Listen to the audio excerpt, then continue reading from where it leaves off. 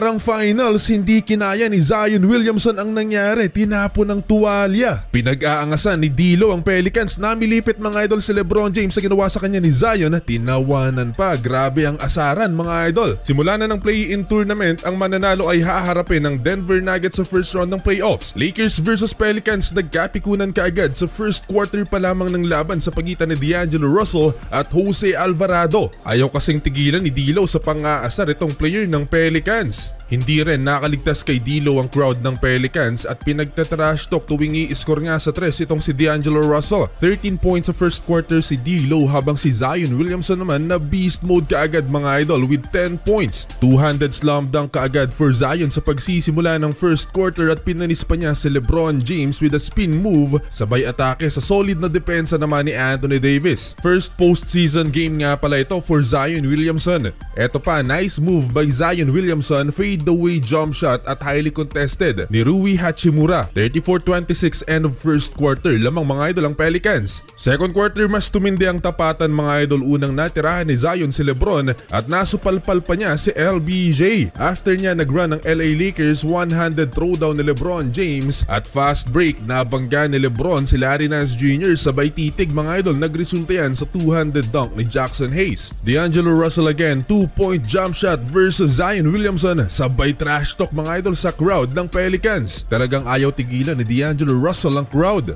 Under 8-minute mark, nakalibre ng masahe si Jackson Hayes. Napakalakas ni Zion Williamson sa ilalim mga idol, dalawa pang sumabay. After ng sequence na yan, napabuhat si LeBron James, back-to-back field goal at inararo ang depensa ng New Orleans Pelicans sa ilalim. Nagkahabol ng hininga si LeBron James, napagod ng sobra, kakatakbo si Lolo Bron. Last 2 minutes, magkakasunod ang free throw ni LeBron. Pasekretong umingiti itong si LeBron James sa crowd ng Pelicans dahil palubo na ang lamang ng Lakers. To end the first half, Zion Williamson coast to coast, iwan si LBJ, hindi na nahabol pa. Buzzer beater layup for Zion. 60-50, Lakers lead by 10. 20 points for Zion Williamson, 15 points for LeBron James. Simula ng third quarter, namilipit sa sakit si LeBron James nang masagasaan ni Zion Williamson. Natawagan ng offensive foul ang Pelican star at nginitian pa si LeBron James na masama ang pagkakabagsak. Tahimik na ang crowd dahil malaki na masyado ang lamang ng Lakers. Hindi pa kumakana dyan si Anthony Davis with 6 points pa lang so far. Nakapag-draw na naman ng offensive foul si LeBron James mga idol, laban naman kay Herb Jones. Ayaw pa ring tantana ni D'Lo mga idol ang Pelicans crowd sa pang-aasar. 4-minute mark, LeBron James, pinasayaw ang depensa ni Zion Williamson na libre ng layup si LeBron, pero after nyan,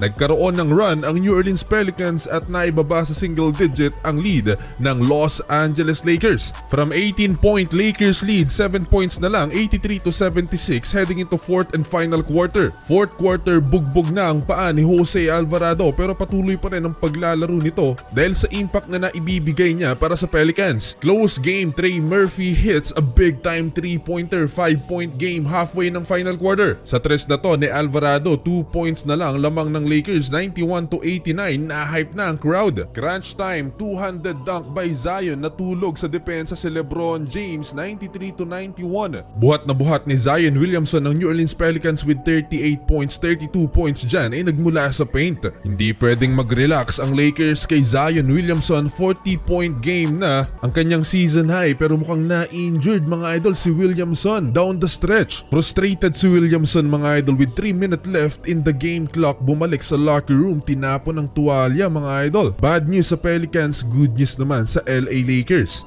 Last 2 minutes, LeBron James fadeaway jump shot, napakalayo, 99-97. Though wala si Zion Williamson, nakakasagot mga idol ang Pelicans. Tabla sa 99 ang talaan, Anthony Davis na libre sa ilalim. And D'Angelo Russell, cold-blooded 3-pointer sa harap ng Pelicans bench, nag-aangas si D'Lo. Lamang ng apat ng Lakers, 104-100. With 14 seconds left in the game clock, lamang na ng apat ng Lakers, 106-102. Hindi na nakabalik pa si Zion Williamson at sa huli mga idol, nakuha ng Lake Show ang panalo, sila ang haharap sa Denver Nuggets sa first round.